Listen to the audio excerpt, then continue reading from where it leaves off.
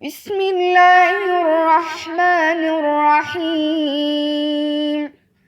اللهم ارحمنا بالقرآن واجعله لنا إماما ونورا وهدى ورحمة. اللهم ذكرنا منه ما نسينا وعلمنا منه ما جهلنا وارزقنا تلاوته آناء الليل وأطراف النهار واجعله لنا حجة يا رب العالمين. واجعله لنا حجة يا رب العالمين. اللهم أحسن عاقبتنا في الأمور كلها.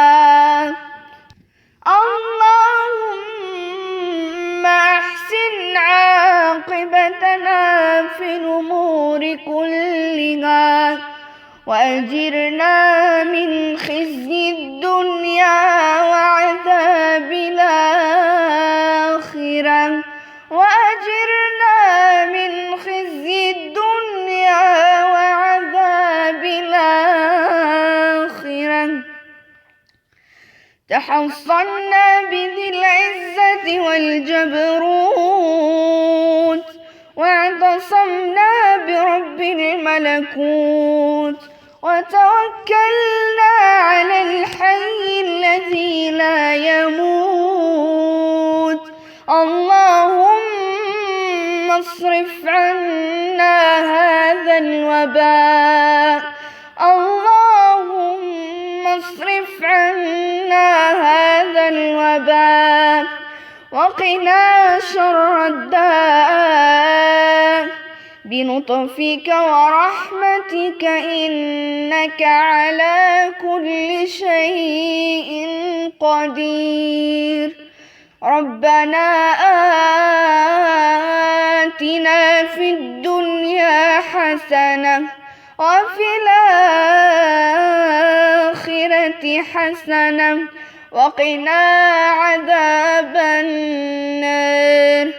وصلى الله على سيدنا محمد وصلى الله على سيدنا محمد وعلى